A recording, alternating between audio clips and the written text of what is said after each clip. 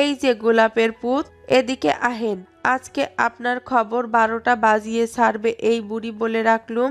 নিস্তব্ধ কপাল কুঁচকে নানির দিকে এগিয়ে এলো। ফিরোজা বেগম নিস্তব্ধর কান ধরে মোচড় দিয়ে বললেন। আহ, কান ছাড়ো নানি, লাগছে তো? তিনি বললেন, লাগুক, লাগার জন্যই তো ধরছি। বলি আমি কি সুখবর কোনো দিন পাবো না? আর কতদিন অপেক্ষা করণ লাগবো? বলি বউরে একটু আদর সোহাগ করণ যায় না? এত দূরে দূরে কি তোমাগো? নতুন নতুন বিয়া হইছে, সোহাগ করবা, আদর করবা, সারাদিন বউয়ের আঁচল ধইরা থাকবা। তা না করে থাকো 22 হাত দূরে।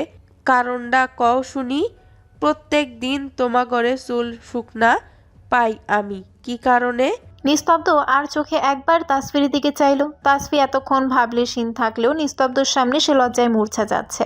যদিও হোক, তারও তো লজ্জা টজ্জা আছে নাকি?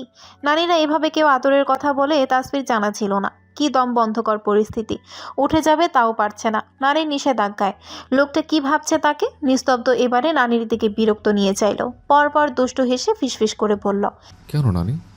আমাদের সুখবর না পেলেও তোমার সুখবর তো দিতেই পারো। নানা নেই তো কি হয়েছে? নতুন নানা নিয়ে আসবে। তোমার তো ভরা যৌবন এখনো নানি। নতুন নানা তোমাকে অনেক আদর করবে, বুঝলে?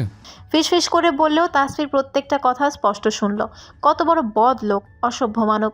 কে বলবে এই অসভ্য মানব নাকি ডাক্তার? তার উপর বউ ছাড়া থাকে। বদমাস লোক। এই লোক এত বেশরম সে তো আগে বোঝেনি। ছি ছি, কত বড় বদমাস। এই লোক এমন বেফাস কথা বলতে পারে তার আগে জানা ছিল না। ছি ছি ছি। ফিরোজা বেগম চোখ বড় বড় করে নাতির দিকে তাকালো। তিনি এবারে দু হাতে নিস্তব্ধর কান টেনে ধরল। বলল, ওরে হারামি, ওরে হতচ্ছাড়া, এই ছিল তোর মনে মনে? আজ তোর হচ্ছে। শুনে রাখ, এই ফিরোজা বেগম শুধু এক পুরুষেই আসক্ত ছিল। হাজার পুরুষ আসলেও সে পাত্তা দিবে না। আর তোর ঠিক করা পাত্রকে তো মোটেও পাত্তা দিবে না। দেখা গেল তোর মতো পাত্র ও ডুপ্লিকেট বের হলো। হাত ছাড়া পেতে এই সুযোগে তাসফি ওখান থেকে মানে মানে কেটে পড়ল। ইস, ছি, কি লজ্জাজনক পরিস্থিতি। এমন পরিস্থিতিতে এসে আগে পড়েনি, পড়বে কি করে? আগে তো তার আর বিয়ে হয়নি। নিস্তব্ধ শত চেষ্টা করেও নানির হাত ছাড়িয়ে টেবিলে গিয়ে বসল। অনিমা বেগম তখন পাশ দিয়ে যাচ্ছিলেন। মাকে বললেন, কি শুরু করেছো বলো তো মা? ওদের যখন ভালো লাগবে তখন সব হবে।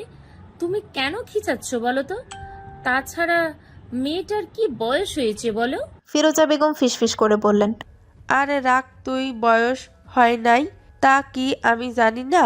কিন্তু দুইটাই এমন 100 ডজন দূরে দূরে থাকলে তো আল্লাহ পাপ দিমু, বুঝোস না? এখন ও গো কাছাকাছি তো থাকতে হইব। সে বাচ্চা কাচ্চা না হয় পরে হইল, সেইটা তো দেহার বিষয় না। আল্লাহ আমারে বাঁচায় রাখলে ও গো সাওয়াল মাইয়া গো দেখাই মরমু। অতঃপর ফিরোজা বেগম নিস্তব্ধকে শুনিয়ে শুনিয়ে বিলাপ শুরু করলেন। হ্যাঁ, সেই তো সেই তো। আমি কি এই বুড়ির মরণের পর তোমার ছেলে তোমার জন্য নাতি নাতকুর পয়দা করবে? নিস্তব্ধ অর্ধেক খেয়ে বেরিয়ে গেল। সময় নেই হাতে। আজ তাসফিদের ক্লাসের প্রথম বেল শেষ হতেই দরজার সামনে দেখা গেল পিয়নকে। নিস্তব্ধ, ইবনে আনহা কে আছেন? তাসফি জিজ্ঞাসা দৃষ্টি নিয়ে উঠে দাঁড়ালো। পিয়ন আবার বলল, আপনাকে নিস্তব্ধ স্যার দেখা করতে বলছি। ক্লাসের সকলে তাসফির দিকে আর চোখে চাইল। তাসফি ভ্রু কুঁচকে নিল। এই লোক এখন আবার তাকে কেন ডেকে পাঠালো? তাসফি নিস্তব্ধর চেম্বারের সামনে গিয়ে দেখলো অসংখ্য রোগীর মেলা। তবু সে দরজায় নক করলো। ভিতর থেকে আওয়াজ আসলো। Come in. তাসফি নিঃশব্দে ভেতরে ঢুকে গেল। মানব একজনকে প্রেসক্রিপশন লিখে দিচ্ছে। নিস্তব্ধ লেখার মাঝে তাসফিকে ইশারায় পাশের চেয়ারে বসতে বলল। সেও বসলো। আগত রোগী বেরিয়ে যেতেই তাসফি জিজ্ঞেস করলো, ডেকেছেন কেন? নিস্তব্ধ কথায় জবাব না দিয়ে তার দিকে একটা খাবারের প্যাকেট এগিয়ে দিল। তাসফি তা আর চোখে একবার তা পরখ করে গোসা করে বলল, কি? খাবার। তো কি করব? খাবে? খাবো না। নিস্তব্ধ আদেশ সূচক বাক্যে শক্ত কণ্ঠে বলল, জানতে চাইনি, দিয়েছি মানে খাবে। পরবর্তী থেকে কখনো যেন ব্রেকফাস্ট না করে বের হতে না দেখি। খাবার ফিনিশ করো ফাস্ট। মা বললো তাই দিলাম। ভেবো না তোমার প্রতি মায়া দেখাচ্ছে। তাসফি ফিসফিস করে বলল, ডাহা মিথ্যা কথা। সে ঠিক জানে মা তাকে কিছুই বলেনি। সে নিজে থেকে খাবার দিচ্ছে, অথচ বদমাশ লোকটা মোটেও স্বীকার করবে না। কেমন মায়ের নাম বানিয়ে দিল। তবে লোকটা বুঝলো কি করে খেয়ে আসেনি? সে কি সব সময় তার উপর নজর রাখে নাকি? আশ্চর্য। তাসফি রাগ নিয়ে খাবার তুলে নিল মুখে। যতই যা বলুক তার ঠিকই ক্ষুধা লেগেছে। নিস্তব্ধ এক পলক তা দেখে বই হাতে বেরিয়ে গেল। তার ক্লাস আছে, তারপর আবার রুগীর কন্ডিশন চেক আপ দিতে হবে। খাবার শেষ করে তাসফি ক্লাসে এলো। পরবর্তী ক্লাসটা নিস্তব্ধর 5 মিনিট পরেই শুরু হবে। সেদিনের মানসা নামের মেয়েটা আজও তাসফির পথ আটকে দাঁড়ালো। তাসফি প্রচণ্ড মেজাজ খারাপ হলো। এই মেয়ের সমস্যা কোথায়? ভদ্রতার খাতিরে সে চুপ রইল। মানসা বলল, স্যার আজ তোমার ডাকছে কি জন্য? আজ তো কোনো কাজ ছিল না। তাসফি ভ্রু উঁচিয়ে মানসার দিকে চাইল। বাঁকা হেসে মানসার কানে কানে ফিসফিস করে বলল, ডাক্তার নিস্তব্ধ ইয়া স্যার আমায় রোম্যান্স করতে ডেকেছিল, বুঝলে? মানসা চোখ বড় বড় করে চাইল। মানে? তাসফি এক ঝাড়ি দিয়ে বলল, এবার সমস্যা কি তোমার? স্যার কেন ডেকেছে সেটা স্যার কাছে থেকেই জেনে নিও। আমায় বারবার প্রশ্ন করবে না, আর হাত ছাড়ো, বারবার হাত ধরবে না, অসহ্য। স্যার সম্পর্কে তোমার এত জানার আগ্রহ কেন বুঝি না তো। নিজের লিমিটের মধ্যে থাকো না। আমায় কেন স্যার ডেকেছে স্যারের কাছেই শুনে নাও। এখনই তো তিনি আসবেন ক্লাসে। মানসা কিছু বলতে নিবে তার আগে নিস্তব্ধ হাজির হলো। সে থমথমে কণ্ঠে বলল, কি হচ্ছে এখানে?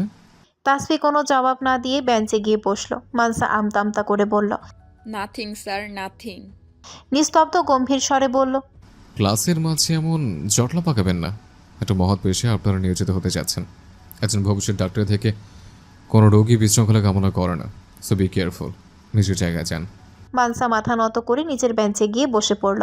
নিস্তব্ধ স্যার তার সঙ্গে কথা বলেছে। ও মাই গড, এতেই সে ভীষণ খুশি। তার মনে লাড্ডু ফুটছে। ওই তাসফিকে সে পরে দেখে নিবে। নিস্তব্ধ একবার আর চোখে তাসফিকে পরখ করে ক্লাসে মন দিল।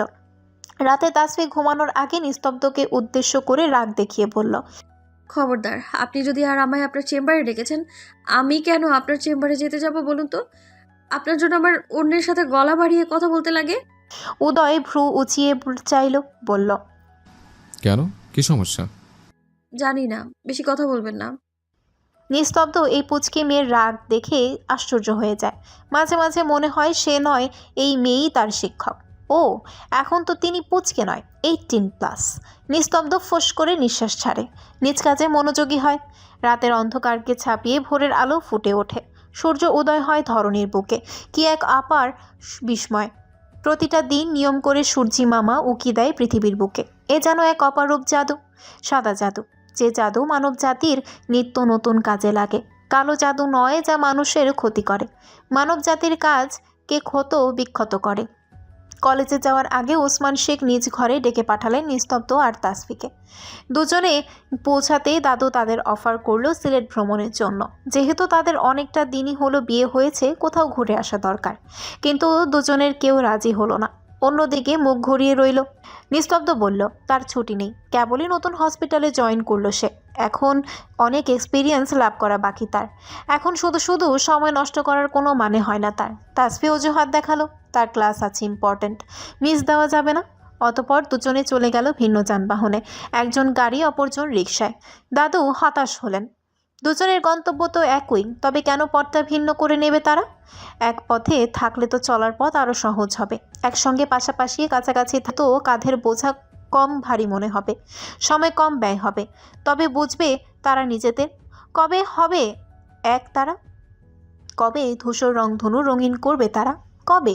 সকালে ঢাকার যানজটপূর্ণ শহর। সকলেই নিজেদের কর্মজীবনে ব্যস্ত। কেউ ডাক্তার, কেউ ইঞ্জিনিয়ার, কেউ বা অফিস কর্মী। আর এর মাঝে দ্বিতীয় শ্রেণীর কিছু যুবক যুবতী ছাত্রছাত্রীদের দলে। তারাও ছোটে সকাল সকাল পড়াশোনার তাগিদে, ব্যস্ত ভঙ্গিতে। একটু ফাঁকি দিলেই তাদের ভবিষ্যৎ অন্ধকার। ফিউচারে তাদের করতে হবে কঠিন পরিশ্রম, কারণ এই যৌবনের সময়টাই তো তাদের জীবন গড়ার মোক্ষম সময়।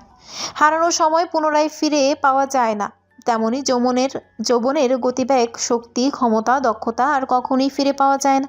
যারা এই সময়টাকে কাজে লাগিয়েছে তারাই তো আজ ডাক্তার, ইঞ্জিনিয়ার, পাইলট, বড় ব্যবসায়ী।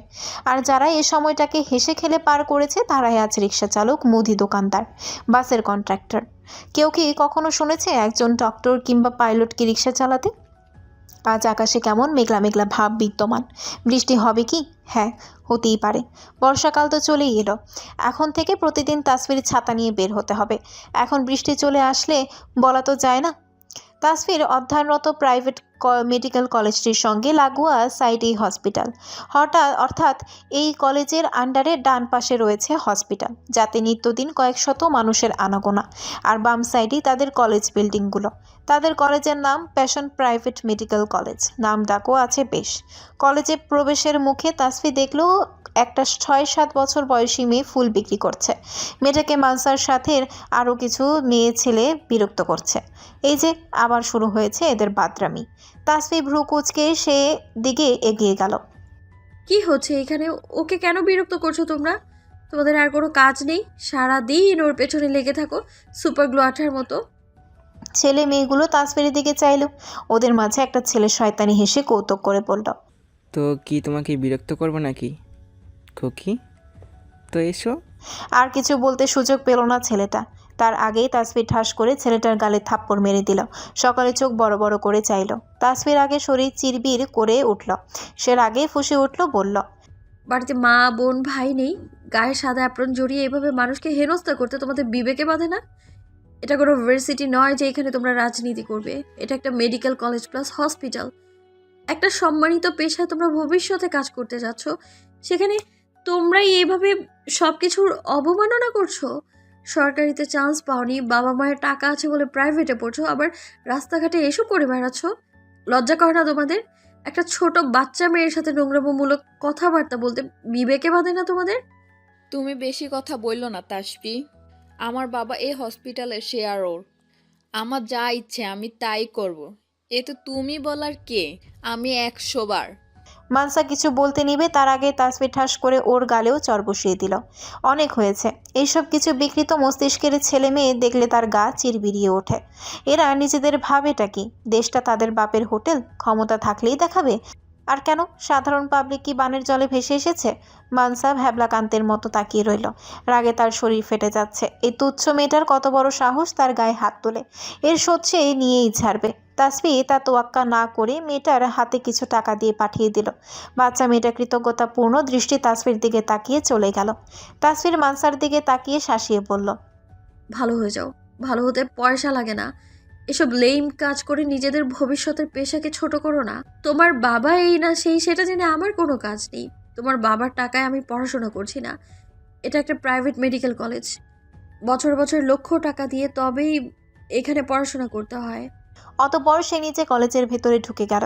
বিকৃত মেন্টালিটি মেয়ে ছেলেদের সঙ্গে তর্ক করে সে একদমই সময় নষ্ট করতে চায় না। নিস্তব্ধ গাড়ির ভেতরে বসে শান্ত মস্তিষ্কে এতক্ষণে সবটা পরখ করল। তাসফি চলে যেতেই নিস্তব্ধ চোয়াল শক্ত করে গাড়ি নিয়ে ভেতরে ঢুকে পড়ল। মেয়ে তো নয় যেন অগ্নিকন্যা। আর ছেলে মেয়েগুলোর ব্যবস্থা সে করবে। ঘড়িতে তখন রাত 10টা কি তার আশেপাশে। বাহিরে ঘুটঘুটে অন্ধকার, ল্যাম্পপোস্টের আলোয় হালকা আলোকিত। সুজন দাঁড়িয়ে আছে তাদের বাসা থেকে 5 কিলোমিটার দূরে একটা 3তলা ছাইরঙা বিল্ডিংয়ের সামনে। বিল্ডিংয়ের 3তলার শেষ কর্নারের রুমটার বাতি জ্বলছে বেশ কিছুক্ষণ যাবৎ। সে তারই দিকে অপলক তাকিয়ে আছে আধ ঘন্টা যাবৎ। সুজন বারবার পায়ে হাত দিয়ে মশা তাড়াচ্ছে আর হাজারটা গালি ছুড়ে দিচ্ছে মশার বিরুদ্ধে। শালার হারামজাদার দল, এই তোর মা খেতে দেয়নি, বাসায় এসে আমার রক্ত চুষছিস। তোরা জানিস আমি কে? প্রতিদিন কত রক্ত আমার সামনে দিয়ে ঘোরাফেরা করে জানিস? তোদের রক্ত লাগবে সেটা তো আমায় বললেই পারিস বাপ। আমি তোদের 1 ডজন রক্তের ব্যাগ দিয়ে দেবো। তবুও প্লিজ দয়া করে এভাবে ঠুকুর ঠুকুর করে তোদের সুইয়ের মতো আল আমার পাছায় ঢুকাস না। দোহাই লাগে তোদের ভাই, দোহাই লাগে। সুজনের হাজারটা আজগুবি বিড়বিড়ানোর মাঝে কেউ তার কাঁধে টোকা দিল। সুজন চমকে উঠে পেছনে ফিরে চাইল। পিছনে ঘুরে তৃপ্তিকে দেখে সুজন বুকে হাত দিয়ে দীর্ঘশ্বাস ফেলে দাঁত কিরমির করে বলল, অতৃপ্ত আত্মার বাচ্চা, এখনই তো আমার আত্মাটা খাঁচা থেকে বেরিয়ে আসছিল। তুই কি চাইছিস এই মুহূর্তে আমার ভোলা ভালা আত্মাটাকে কবজ করে ফেলতে? কি ব্যাপার বলতো? তোর লক্ষণ তো আমার মোটেও ভালো লাগছে না রে অতৃপ্ত আত্মা। তৃপ্তি চোয়াল শক্ত করে বলল, ফালতু কথা বন্ধ কর। আর গত আধা ঘন্টা যাবৎ আমার বিল্ডিংয়ের নিচে তুই দাঁড়িয়ে কি করছিস? সুজন তেতে উঠে বলল, তোর বিল্ডিংয়ের নিচে মানে? তুই বিল্ডিং দিলিটা কবে? আমার নয়, আমাদের বলেছি আমি। সে একই তো হলো। কি বলতে চাইছিস তুই? আমি তোর জন্য এই বিল্ডিংয়ের নিচে মশার কামড় খেতে খেতে দাঁড়িয়ে আছি? তৃপ্তি ভাবলেশীন গলায় বলল, আমি কিছুই ভাবছি না, তুই বলছিস। আর ভাববিও না। আমার কি খেয়ে আর কোনো কাজ নেই? তোদের বিল্ডিংয়ের নিচে দাঁড়িয়ে থাকবো? তোর মতো জল্লাদ মহিলার জন্য কোনো পুরুষ কোনোদিন অপেক্ষা করবে নাকি সন্দেহ আছে রে। অতৃপ্ত আত্মা, তুই তো সকালের খাড় এক নিমিষেই মুটকে দিবি রে। আর তুই কি না ভাবছিস তোর জন্য দাঁড়িয়ে আছি? মোটেও না। আমি তো আমার নতুন গার্লফ্রেন্ডের দেখা পেতে এখানে দাঁড়িয়ে আছি। সে আসবে, কিন্তু এখনও কেন যে আসছে না বুঝতে পারছি না। তোর গার্লফ্রেন্ডের বাসা এখানে? হ্যাঁ। কোন বাসাটা দেখাতো। সুজন মিছে রাগ দেখিয়ে বলল, কেন কেন? তোকে দেখতে যাব কেন? যাতে তুই আমার নতুন গার্লফ্রেন্ডের জান কবজ করে ফেলতে পারিস। কিন্তু সেটা তো আমি একজন সচেতন প্রেমিক হয়ে কিছুতেই হাতে দিতে পারি না। তুই হচ্ছিস একজন জল্লাদ, মুখে দুর্গন্ধযুক্ত, নাকে সর্দি নিয়ে ঘোরাফেরা মহিলা। তোকে আমার গার্লফ্রেন্ডের বাসা চিনিয়ে দেওয়া মানে আমার ঘুম হারাম করা। তুই কি করে ভাবলি আমি জেনে শুনে সেই কাজটা করব? ফালতু কথা বন্ধ কর আর এখান থেকে ফোট। তুই কে আমাকে ফোট বলার?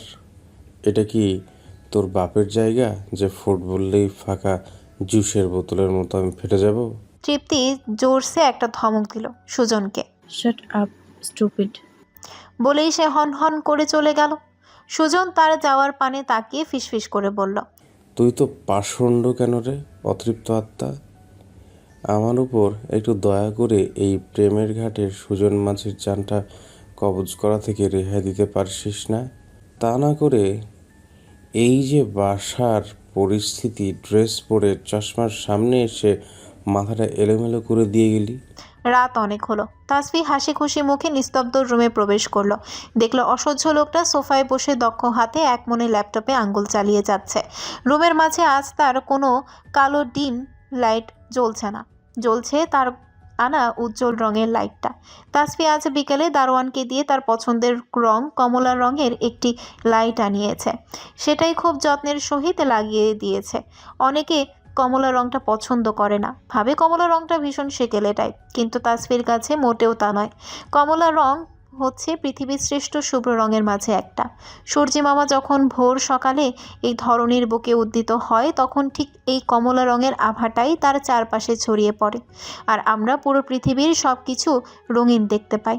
ঠিক তেমনিভাবে সূর্যি মামা তার কমলা রং সঙ্গে করে নিয়ে অস্ত যায় পশ্চিম দিগন্তে ধীরে ধীরে। কেমন চারপাশ কালো অন্ধকার মিয়ে যায়, চারপাশ কেমন নিস্তব্ধতায় ছেয়ে যায়, থেমে যায় সারাদিনের শতব্যস্ততা কোলাহল সব। তাসফি রুমে প্রবেশের বার্তা পেতেই নিস্তব্ধ তার দিকে আর চোখে তাকালো। তাসফি একবার ড্রেসিং টেবিলের সামনে যাচ্ছে, তো একবার ব্যালকনিতে, একবার ওয়াশরুমে। নিস্তব্ধ এতক্ষণ বিষয়টা নীরব ভূমিকা পালন করলেও এবারে বিরক্ত কণ্ঠে ধমক দিয়ে বলল, এই মেয়ে, সমস্যা কি তোমার? এভাবে সারা রুম ছেড়ে ঘুটঘুট করছে কেন? পড়াশোনা নেই? সন্ধ্যা থেকে এর ওর ঘরে ঠ্যাং ঠ্যাং করে ঘুরে বেড়াচ্ছে। তাসফি বিড়বিড় করে বলল, সমস্যা তো অবশ্যই আছে ডক্টর সাহেব। এই যে আমি আপনার রুমের এত বড় একটা কেলেঙ্কারি করে ফেললাম, অথচ আপনি একটু শব্দ পর্যন্ত করলেন না। কিন্তু আমি তো তা মেনে নিতে পারছি না, আপনার নিস্তব্ধতা মানতে পারছি না আমি। বিড়বিড় করার মাঝে তাসফি হালকা গোলাপি রঙের মৃদু ভঙ্গিতে কাঁপছে। নিস্তব্ধতা অনুসরণ করে নিঃশব্দে ঢোক গিলল। তার গলাটা কেমন যেন শুকিয়ে আসছে। তার কি এখন একটু পানি খাওয়া দরকার? মাথাটাও কেমন ঝিমঝিম করছে, নাকি এক কাপ কফি খেয়ে মাথার ঝিমঝিম ভাবটা কমানো দরকার? এই যে মেয়ে, একদম বিয়ে করবে না, আমার পছন্দ নয়। তাসফি ভ্রুকুচকে বলল, তো আপনার পছন্দে অপছন্দে আমার কি যায় আসে? আমার যা ইচ্ছে আমি তাই করব। বলেই সে চলল বাইরের দিকে। নিস্তব্ধ অবাক চোখে তাকিয়ে জিজ্ঞেস করল, আবার কোথায় যাচ্ছ? তাসফি দায়সারাভাবে জবাব দিল, আপার রুমে। আজ আমি সেখানেই থাকবো। তাছাড়া দাদুও এত করে ঘুমিয়ে পড়েছেন। আপনার এমন অসহ্যকর মুখটা দেখার চেয়ে বরং আমার আপার কাছে থাকাটাই বেটার। আপার মিষ্টি মুখটা দেখে ঘুমালে আমার স্বপ্নগুলোও মিষ্টি হবে। আপনার মতো নিরামিষ তিতকুটে হবে না অবশ্যই। তাসফির চলে যাওয়ার পানে নিস্তব্ধ হতবম্ব হয়ে দাঁড়িয়ে থেকে অদ্ভুত ভঙ্গিতে নিজের মুখে হাত বুলালো। তার মুখ কিনা অসহ্য, সে কিনা নিরামিষ তিতকুটে। তাকে দেখলে শখ ঘুমালে স্বপ্ন তিতকুটে হবে কেন? সে কি দেখতে এতটাই খারাপ নাকি? এই মেয়ে বলে কি? যেখানে কলেজে হসপিটালে যুবতী মেয়েরা তাকে দেখলে তার দিকে হাঁ করে তাকিয়ে থাকে, সেখানে এইটুকুনি মেয়ে তাকে বলে কিনা তার মুখখানাও অসহ্য। দিনটা শুক্রবার, নিস্তব্ধ আজ বাড়িতেই। তবুও যখন তখন তার হসপিটালে যেতে হতে পারে, কখন ইমার্জেন্সি রোগী এসে হাজির হয় বলা তো যায় না। সকালে ব্রেকফাস্টের পরে তাসফি বাসন্তীর রুমে বসে পড়েছে বই খাতা নিয়ে। হাজারটা পড়া মুখস্থ করা তার বাকি। সে ডাক্তারি পড়াটা যতটা সহজ ভেবেছিল সেটা মোটেও এতটা সহজ নয়। পড়তে পড়তে তার পাগল হবার জোগাড়। ছুটির দিন কই আজ সকলের সঙ্গে বসে সে একটু সুখ দুঃখের আলাপ করবে, তার সে সময়টাও নেই। বই খাতা নিয়ে তার পাগল হবার জোগাড়। প্রতিদিন আইটেম দেওয়া, প্রতিদিন পৃষ্ঠার পর পৃষ্ঠা মুখস্থ করা। কি আর যে কাজ, সে কাজ লিখতে লিখতে হাত খসে পড়ে যাওয়ার মতো অবস্থা। এর মাঝে সে ঠিকঠাক মনের গোপন খবরটা পড়ারও ফুরসত পাচ্ছে না। তার তো এই 2 মাসে নাজেহাল অবস্থা। তবে যত কঠিনই হোক না কেন, যত কষ্টই হোক না কেন, তাকে তো ডাক্তার হতেই হবে। তার মায়ের স্বপ্ন পূরণ করতে হবে, সঙ্গে নিজের স্বপ্নকে বাস্তবায়ন করতে হবে। তাসফি এখন বুঝতে পারছে ডাক্তাররা কেন এত খিটখিটে মেজাজের হয়। দীর্ঘ 5টি বছর তারা ধরা বাঁধা নিয়মের মধ্যে বদ্ধ থেকেই মেজাজটা এমন খিটখিটে স্বভাবের হয়ে যায়। মুখস্থ প্রতিদিন আইটেমের দিতে দিতে তাদের হাতের সাথে সাথে তাদের কোমল মনটাও তেমনই বদ্ধ খাঁচায় বন্দী হয়ে যায়। আর সবাই কর্কশ হয়ে হয় কথায়। এই যে সুজন ভাইয়া, মাহিন ভাইয়া, সৃজন ভাইয়া, কই তারা তো কর্কশ নয়, কি সুন্দর হাসি খুশি তারা। তারপর তাদের কলেজের হাবিব স্যার, সেও তো হাসি খুশি, ক্লাসে সব সময় হাসি খুশি ভাবে কথা বলে। তার ডাক্তার বর মহাশয়ের ভাবসাব একটু অতিরিক্ত। তাসফি এক মনে পড়ে যাচ্ছে। তার মাঝে পান্না এলো নিলয় সাহেবের ফোন হাতে। সে তার মিষ্টি কণ্ঠে তাসফির উদ্দেশ্যে শুধালো, কাকিয়া মা কল করেছে, না কথা বলো। তাসফি হতাশ চোখে চেয়ে ফোনটা হাতে নিল। ব্যস্ততায় তার 2 দিন বাড়িতে ফোন করা হয়নি। কদিন আগে তার শ্বশুরমশাই তাকে নতুন একখানা স্মার্টফোন কিনে দিয়েছে। তা কোথায় পড়ে আছে কে জানে। তার খোঁজ খবর রাখার কি আর তাসফির সময় আছে? এই ফোন কেনা নিয়েও তার বর মহাশয় কিছুদিন তাসফির দিকে চোখ কটমট করে তাকিয়ে থেকেছে। বলেছে ল্যাপটপ আছে, ফোনের দরকারটা কি? ল্যাপটপেই তো সে তার সব কাজ করতে পারছে। পুচকে মেয়েটার হাতে এখনই কেন তাদের ফোন ধরিয়ে দেওয়া লাগবে? তাসফি বুঝে পায় না এই লোকের সমস্যাটা ঠিক কোন জায়গায়। বউকে মানবে না, তার সঙ্গে সারাক্ষণ ঝগড়ায় লিপ্ত থাকবে, অথচ তার উপরে অধিকার ফলাতে আসে। সে যা খুশি করুক, সেই কথা না হয় পরে ভাবা যাবে। আপাতত তার দাদির সঙ্গে কথা বলা যাক। ফোনে কানে দিয়ে তাসফি খাতায় ইংরেজিতে কী সব লিখতে লিখতে বলল। হ্যাঁ বুড়ি বলো। নাতনির কথা শুনতে পেতে দাদি হাঁক ছেড়ে ছেলেকে ডাকলেন।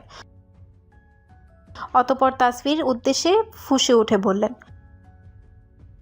তাসফি দীর্ঘ নিঃশ্বাস ছেড়ে হতাশ কণ্ঠে বলল, ভুলি নাই দাদি, তোমাদের কি আর ভুলতে পারি বলো? এই যে এটা যে আমার দ্বারা সম্ভব না। তোমরাই তো আছো আমার কিছু আপনজন। তোমাদের ফোনটা করবার আমি একদম ফুরসতটুকু পাইনি দাদি। মোস্তফা সাহেব ভেতরে ঘর থেকে বের হতে হতে বললেন, মা থামো তো, তুমি মেয়েটার উপর দিয়ে পড়ার অনেকটা প্রেশার যাচ্ছে নিশ্চয়ই। মোস্তফা সাহেব মায়ের হাত থেকে ফোনটা নিজের হাতে নিলেন, আদুরি স্বরে বললেন, কেমন আছো মামনি? ও বাড়ির সব ঠিকঠাক তো? বাবার কণ্ঠ পেয়ে তাসফির চোখে ছলছল করে উঠল। হ্যাঁ বাবা, আমি ভালো আছি, খুব ভালো আছি। পুনরায় ফিসফিস করে বলল, তোমরা ভালো থেকো বাবা, বিশেষ করে তুমি ভালো থেকো, নিজের যত্ন নিও। তুমি ভালো থাকলেই তো আমি ভালো থাকবো বাবা। তাসফির ফিসফিসানো কথার ওপর পাশে থাকা মোস্তফা সাহেবের কর্ণ পর্যন্ত পৌঁছালো না। তিনি আবার কিছুটা আমতামতা করে বললেন, বলছিলাম না মামনি, মাস 2 তো পার হয়েই গেল। এবার যদি জামাই বাবাজিকে নিয়ে একটু ঘুরে যেতে ও বাড়ি থেকে। তাছাড়া পড়ার মাঝে তোমারও তো কোথাও একটু ঘুরে যেসে মাইন্ড ফ্রেশ করা দরকার মামনি, তাই না? তাসফি উত্তর দিল না। কি জবাব দেবে লোকটা? কি তার সঙ্গে যেতে আদতেও কখনো রাজি হবে কে জানে। মোস্তফা সাহেব আবারও বললেন, মামনি, আমি কি জামাই বাবাজির সঙ্গে একটু কথা বলবো? বলেই তিনি নিজের ভেজা চোখটা মুছলেন পাঞ্জাবির হাতায়। বলতে পারো বাবা। তুমি কি একটু তাকে ফোনটা দেবে মামনি?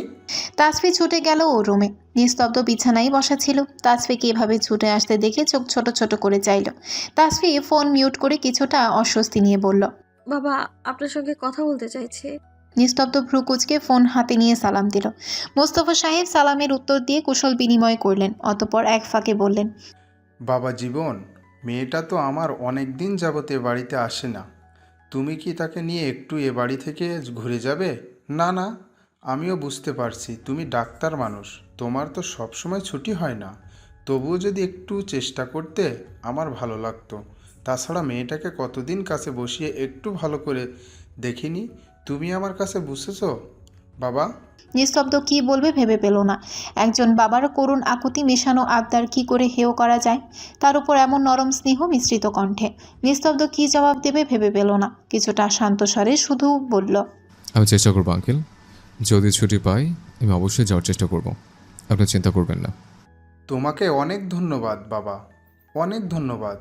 একটু চেষ্টা করে দেখো, হ্যাঁ? জি আঙ্কেল। বিকালে নিস্তব্ধ বসেছিল বই নিয়ে। হঠাৎ মেসেঞ্জারে টোন বেজে উঠল। আজব গোষ্ঠীর কল এসেছে। ধরবে কিনা ভাবছে। ধরলে তো শুরু হবে ওদের প্যানপ্যানানি। কেটে দিতে গিয়ে সে কোন মনে রিসিভ করে ফেলল। নিস্তব্ধ নিজের ওপর নিজেই বিরক্ত। আজকাল সে কিছু কাজ নিজের অজান্তেই করে ফেলছে। মস্তিষ্ক বলছে একটা, অথচ সে করে ফেলেছে আরেকটা। মহা মুশকিল। ফোন রিসিভ করতেই সৃজন বলে উঠল, এই নিস্তব্ধ, শুনছিস? ও ও তুই তো নিস্তব্ধ, শুনবি কেমন করে? হা হা হা। তবুও শোন, কাল নাকি তৃপ্তির বাসার নিচে সুজন এক গার্লফ্রেন্ডের সঙ্গে দেখা করতে গিয়ে ধরা খেয়েছে, বুঝছিস? এই বালটা দিন দিন উচ্ছনে যাচ্ছে। আরশি বলে উঠল, তোরা কোনোদিন ভালো হবি না, তাই না? সারাদিন মেয়েদের পেছনে পড়ে থাকিস। ডাক্তারের সামনে পাস কখন তোরা, ভাই? মাহিন রাগরোগ করে বলল, এই একদম তোরা তোরা করবি না। আমি মোটেও মেয়েদের পিছনে ঘুরি না। এই সুজন মাঝির মাঝেই যত ঝামেলা, বুঝলি? সুজন ফুঁসে উঠে বলল, এখন যত দোষ নন্দ ঘোষ, তাই না? তোরা কোনোদিন প্রেম করিসনি। তাছাড়া ওই অতৃপ্ত আত্মা যতটা রসিয়ে রসিয়ে তোদের বলেছে, ব্যাপারটা মোটেও তেমন নয়। আর তাছাড়া আরশি, তুই কতটা ভালো সেটা আমরা সবাই জানি। এই নিস্তব্ধ দোস্ত, শোন, ও কি করেছে। পরশুদিন তার হবু জামাইয়ের সঙ্গে দেখা করতে গিয়ে বেচারার টাকে ডিম ফাটিয়ে দিয়ে এসেছে। তোরা মেয়ে মানুষ, সবগুলো এক নম্বরের বজ্জাত। তোদের মতো ভোলা ভালা ছেলেদের সব সময় ফাঁসিয়ে দিস তোরা। আরশি ফুঁসে বলল, এই একদম বাজে কথা বলবি না। তোর কি মনে হয় ওই টাকলা পটকা ভুড়ি মোটা লোকটাকে আমি বিয়ে করব? নো নেভার, প্রশ্নই ওঠে না। নিস্তব্ধর মাথা ধরে গেল। তার মনে হচ্ছে না সে তার কোনো বন্ধুদের সঙ্গে কথা বলছে। মনে হচ্ছে সে কোর্টের জজ আর তার সামনে বিচারের আসর বসিয়েছে। একের পর এক ভুক্তভোগী তাদের সাক্ষ্য পেশ করছে তার সামনে। সাক্ষ্য তো পেশ করা নয়, এ যেন আদালত ভেঙে যাওয়ার মতো তুমুল বেগে ঝগড়ার গান চলছে। এখন সে কি রায় দেবে তা নিয়েই ভাবনা। নিস্তব্ধ সুজনকে ঠাট্টা স্বরে জিজ্ঞেস করলো, সত্যি গার্লফ্রেন্ডের সঙ্গে দেখা করতে গিয়েছে? সুজন চেঁচিয়ে উঠল, নিস্তব্ধ শালা, চুপ থাক। তুই আরও সব সময় বেশি বুঝিস। আর শোন, আমি কারো কাছে ওই ধরাটাও খাইনি, বুঝলি? আমার ইচ্ছে হয়েছে তাই গিয়েছি। তোদের কি বে? হ্যাঁ সেটাই, আমাদের কি? মাহিন সবাইকে থামিয়ে দিয়ে বলল, এই তোরা থাম তো, আমার কথা শোন। আমি আর এই যশোরে থাকছি না। তোদের কাছ থেকে দূরে থেকে আমার আর ঠিক পোষাচ্ছে না, বুঝলি? ভাবছি ঢাকায় কোনো ডেন্টাল হসপিটালে শিফট করে যাব, না হয় নিজেই চেম্বার দিয়ে বসবো। নিস্তব্ধ এতক্ষণে গম্ভীর স্বরে কথা বলল, হ্যাঁ তাই করো। তাছাড়া বাড়িতে শুধুমাত্র তোর বোন আর মা একা থাকে। তুই মাঝে মাঝে এসে প্রয়োজনীয় জিনিসপত্র কিনে দিলেও তাদের কাছে থাকার মতো ভরসার জন্য তো তাদের তোর কাছে চাই। তুই বরং এবার একটা বিয়ে করে নে দোস্ত। একটা আন্টি আর পারুল দুজনের ভালো। তাছাড়া পারুলটা বড় হয়েছে, ওর বিয়ের সাথে তো দিতে হবে। তখন আন্টি তো একদম এক হয়ে যাবে, বুঝলি? বিয়েটা এবার তুই করেই ফেল। বাকি সবাইও তাতে সায় দিল। বিয়ের কথা শুনতেই মাহিন শান্ত হয়ে গেল। কি করে বোঝাবে সে তার বন্ধুদের? তার মনে যে অন্য কারো বাস। একজন নারীকে মনের মাঝে রেখে আরেকজন নারীকে মনে ঠাঁই দেওয়া যে তার পক্ষে মোটেও সম্ভব নয়। নিস্তব্ধর কথা বলার মাঝেই সেখানে তাসফি হাজির হলো। এই শুনছেন, আপনাকে দাদু ডাকছে। মোবাইলে তাসফির অবয়ব দেখতেই সবকটা হৈ হৈ করে উঠল। টপিক ঘুরে গেল। সুজন সুর করে বলল, তবে কেমন আছেন? সব ভালো তো? এই বেটা, আপনার বিরক্ত করছে না তো? নিস্তব্ধ চোখ রাঙালো। কতবার করে নিষেধ করেছে তার হাঁটুর বয়সী একটা মেয়েকে ভাবি ডাকার দরকারটা কি? সুজন তা কেয়ার করলে তো? ইস, সে চোখ রাঙালেই তারা বুঝি ভয় পাবে। তাসফি হাসি খুশি মুখে বলল, এই তো ভাইয়া, আলহামদুলিল্লাহ ভালো। আপনারা কেমন আছেন? বলেই তাসফি ও তৎক্ষণাৎ নিস্তব্ধর হাত থেকে খপ করে ফোনটা নিয়ে কথা বলতে বলতে ব্যালকনিতে চলে গেল। নিস্তব্ধ হতবাক হয়ে তাসফির যাওয়ার পানে তাকিয়ে রইল। কি আশ্চর্য, ফোনটা তার নাকি ওইটুকুনি মেয়েটার?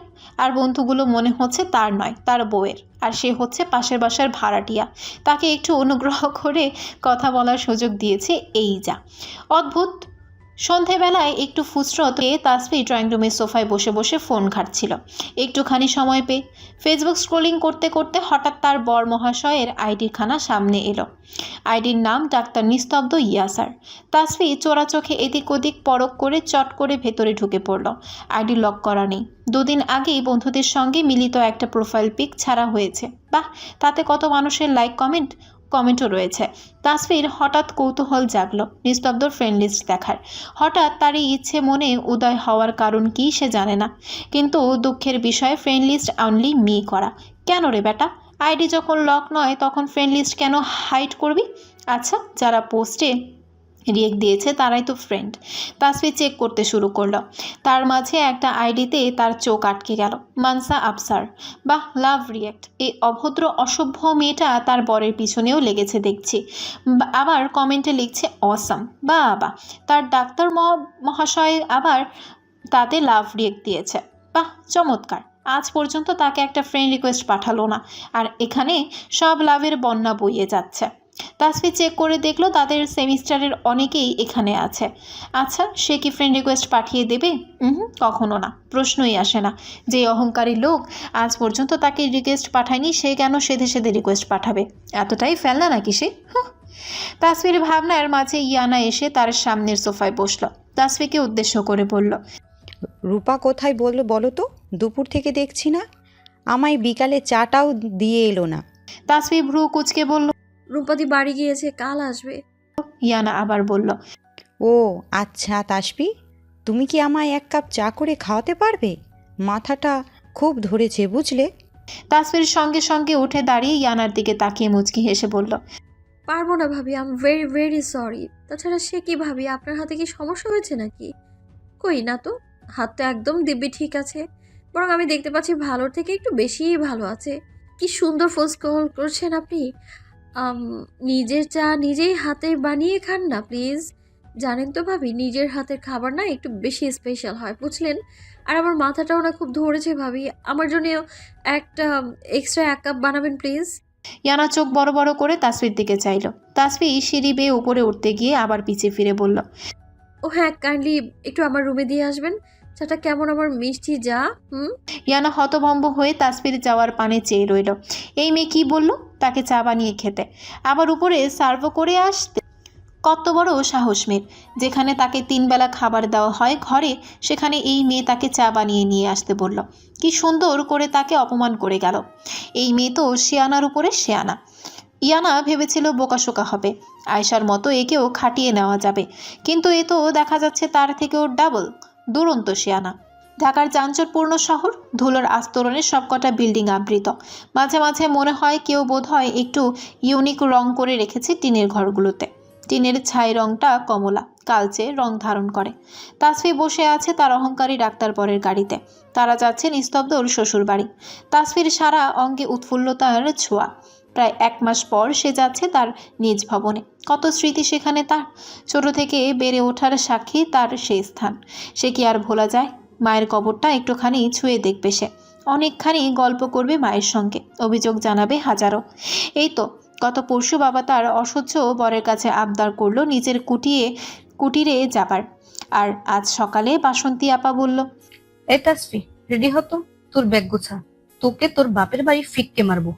তাসফি ভ্রু কুচকে বলল, কিন্তু আমি তো যাব না আপাই, তোমার ভাই না গেলে আমিও যাচ্ছি না এবারে। আর বাবা ওই লোককে কত করে বললো, অনুরোধ করলো, এবারে তোমার ভাই না গেলে বিশ্বাস করো আপা, ওই নিস্তব্ধর গোছা ধরা সিল্কি চুলগুলো না, কালো কুচকুচে চুলগুলোর একটাও আস্ত রাখবো না আমি।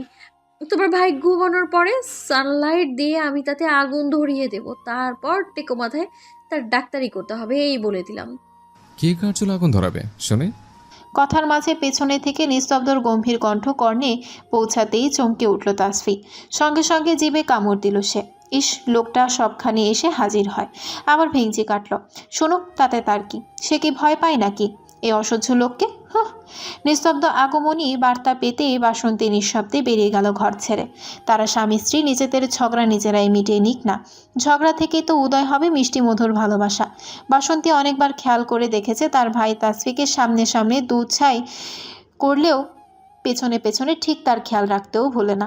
নিস্তব্ধ বুদ্ধিমান ছেলে, তার নিজের পদক্ষেপ সে ঠিক নিজে নিতে জানে। যে কোনো কাজ করতে গেলে সে অবশ্যই ভেবে চিন্তেই করবে। তবে ভালোবাসার মতো জীবনের অতি গুরুত্বপূর্ণ অধ্যায়টা তার ভাই সম্পূর্ণ করতে বেশি দেরি না করে ফেলে। বাসন্তী বেরিয়ে যেতে নিস্তব্ধ দরজার ছিটকিনি তুলে দিল। নিস্তব্ধকে ছিটকিনি তুলে দিতে দেখে তাসফি শুষ্ক ঢোক গিলল। ছিটকিনি কেন দিল? কি করতে চাইছে লোকটা? নিস্তব্ধ কদম বাড়ানোর সঙ্গে তাসফি পিছিয়ে যেতে লাগলো। কিন্তু ভাগ্য অসহায়, দুপা পৌঁছানোর পরে আর কোনো জায়গা খুঁজে পেল না সে। নিঃশব্দে গিয়ে দাঁড়ালো তাসফির সামনে। একটু নিচু হয়ে তাসফির কানের কাছে মুখ এগিয়ে ফিসফিস করে বলল, তা ম্যাডাম কার্যল আগুন ধরাবেন শুনে? নিস্তব্ধ নিঃশ্বাসের প্রতি গতিবিধি তাসফি ঠাহর করতে পারছে। অস্বস্তিতে সে জমে যাচ্ছে। কুল ডাউন তাসফি, এত গলে যাওয়ার কিছু হয়নি। তাসফি চোখ বন্ধ করে বড় করে শ্বাস ফেলল। ঝট করে নিস্তব্ধর বুকে হাত দিয়ে ধাক্কা দিয়ে সরে পড়ল সে। তৎক্ষণাৎ ইস, লোকটার ফিসফিসানো বলা পুরুষালী কণ্ঠস্বর এতটা মাদকীয় কী করে হয়? প্রত্যেক পুরুষের ফিসফিস করে বলা স্বর কি এমনই শোনায়? তবে খানিকটা দূরে সরে তাসফি মিছে চোট দেখিয়ে বলল, যার ইচ্ছে তার চুলে আগুন ধরাবো, তাতে আপনার কি? সানলাইট দিয়ে নয়, চলা কাঠ দিয়ে আগুন ধরাবো, বুঝলেন? তাতে আপনার কি? নিস্তব্ধ বিরক্তিতে কপাল কুঁচকে নিল। তার হাঁটুর বয়সী মেয়েটা বেশি কথা বলছে ইদানিং, তার মুখে মুখে তর্ক করছে। সে কাটকাট কণ্ঠে বলল, কারো চুলে আর আপনার আগুন লাগানো লাগবে না ম্যাডাম। নিজের ব্যাকপ্যাক গুছিয়ে নিন, কিছুক্ষণ পরে আমরা বের হব। বের হবো মানে? কেন, নিজের বাপের বাড়ি যেতে চান না বুঝে? আপনার কাছে তো খুব নলেজ দেওয়া হচ্ছিল। তাসফির চোখ খুশিতে চকচক করে উঠল। পেছনে ফিরে উৎফুল্ল কণ্ঠে বলল, এই সত্যি যাবেন আপনি? নিস্তব্ধ ভ্রু কুঁচকে বলল, আমি যাব? তোমায় কে বলল? তাসফি হাসি খুশি মুখটা চুপসে গেল মুহূর্তে। তার মানে যাবেন না? এইমাত্র আমায় বললেন রেডি হতে। নিস্তব্ধ বাঁকা হেসে বলল, তো আমি কি একবার বলেছি আমি যাব? তাসফি মন খারাপ করে বলল, কেন যাবেন না? বাবা আপনার এত করে বললো, তবুও যাবেন না? কেন যাব বলো তো? যার বাড়ি যাব সে তো এখন একবারও বললো না, তো কি জন্য যাব বলো তো ম্যাডাম? এতটা বেহায়া নই আমি যে সে থেকে কারো বাড়িতে চলে যাব। তাসফি চোখ ছোট ছোট করে বলল, লাগবে না আপনার যাওয়া, অসহ্য। বলে এসে ব্যালকনিতে চলে গেল। লোকটা দিন দিন বড় মাপের বদমাশে পরিণত হচ্ছে। আগে তো কথাই বলতো না তার সঙ্গে, অথচ এখন শুধু ঝগড়া করতে তৎপর থাকে। আশ্চর্য, সে কেন বলবে তাকে যেতে? বলবে না তো সে? কিসের ঠেকা পড়েছে তার? বাবা বলেছে এতে হয়নি, এখন কি তাকে নেওয়ার জন্য ঢোল ডগ বাজাতে হবে, পালকি সাজাতে হবে? অদ্ভুত ভাবনার মাঝে ব্যালকনিতে তাসফি হঠাৎ নিজের পেছনে কারো অস্তিত্ব অনুভব করল। একটা গরম নিঃশ্বাস তার ঘাড় বেয়ে নেমে এলো। আবারও সেই ফিসফিসানো পুরুষালী মাদকীয় কণ্ঠস্বর, রেডি হয়ে নাও মেয়ে, আমি যাচ্ছি। তবে শর্ত আছে, আমার চুলে আগুন ধরাতে চাওয়ার শাস্তি তোমায় দেওয়া হবে সময় মতো। শর্তটা সময় মতো পূরণ করে নেব, আর শাস্তিটা তোলা রইল। এই নিস্তব্ধ ইয়াসার কিছু ভুলে যায় না, সে তার শর্ত ও শাস্তি সব সময় মতো দুটি পূরণ করে নেবে, মনে রেখো। ধীরে ধীরে গরম নিঃশ্বাসের গতিবেগে বিলীন হতে লাগলো। সঙ্গে তাসফিও মুচকি হাসলো। আবার পরক্ষণে চোখ মুখ শক্ত করে ফিসফিস করে বলল, আপনার দেওয়া যে কোনো শর্ত আমি সময় মতো মোটেও মানব না নিস্তব্ধ ইয়াসা। আর আপনার দেওয়ার শাস্তি, সেটাও আমি মোটেও সহজে গ্রহণ করব না। তো তার জন্য যে আপনার বহু কাঠখড় পোড়াতে হবে ডক্টর সাহেব, অনেক কাঠখড় পোড়াতে হবে। তৃষ্ণার্থ আকুল হৃদয়ে আপনি আমার পানি চেয়ে থাকবেন, আমি আপনাকে দুধছাই করে তাড়িয়ে দেব। কেমন মজা হবে তখন বলুন তো? খুব মজা হবে। আবারও মুচকি হাসলো সে। তার সেই মুচকি হাসির রেশ গাড়ির মাঝেও প্রকাশ পাচ্ছে। পান্না তাকে ঝাঁকি দিয়ে চেঁচিয়ে বলল, কাকিয়ে হাসছে। নিস্তব্ধর আর চোখে লুকিং গ্লাসে তাসফির মুখাবয়ব অবলোকন করল। পুনরায় ড্রাইভে মনোযোগ দিল। তাসফি ভাবনা থেকে বেরিয়ে এলো। আয়েশা বলল, কি ব্যাপার তাসফি, কোন স্বপ্নে ডুবেছিলে বলো তো? লক্ষণ কিন্তু ভালো ঠেকছে না। তাসফি আয়েশার দিকে তাকিয়ে আবারও মুচকি হাসলো। নিস্তব্ধকে শুনিয়ে শুনিয়ে বলল, লক্ষণ ভালো আর না ঠেকলে আমায় কি করার বলো?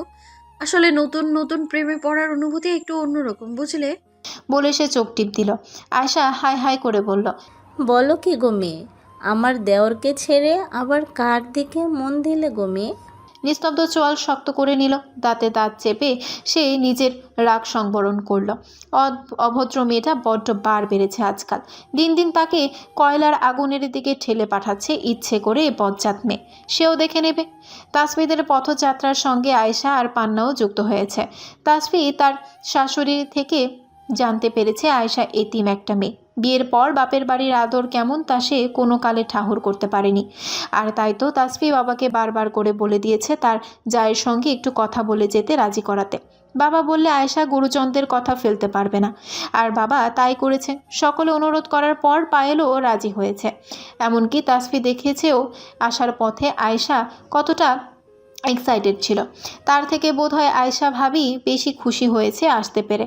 তাসফি যখন বলল পান্নাকে নানু বাড়ি যাবে পান্নামণি, তার সে কি খুশি!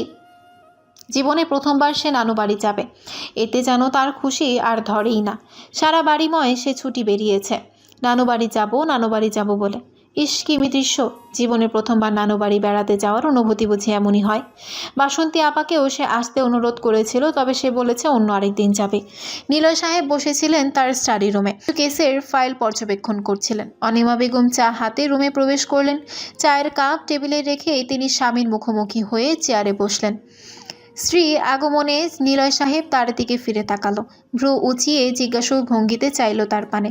অনিমা বেগম কোনো জড়তা ব্যতীত কাট কাট কণ্ঠে বলল, হাসিবের সঙ্গে মেয়ের ডিভোর্স কি তুমি আদতে করাবে, নাকি আমি লয়ার দেখব, কোনটা?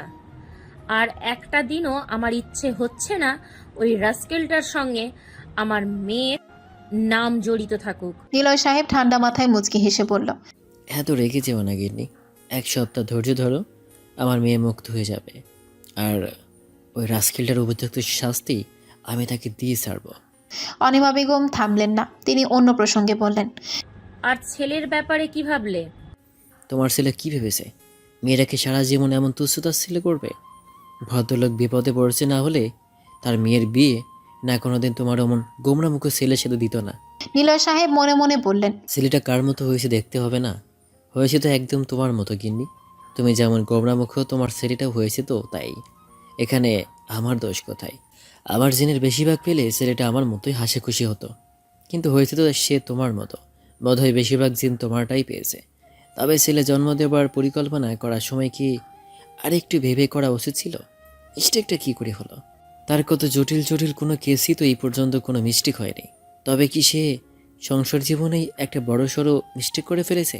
অনিমা বেগম আবারও বললেন, আত্মীয় স্বজনকে ডেকে ঘটা করে অনুষ্ঠান করবে কবে তা ভেবেছো?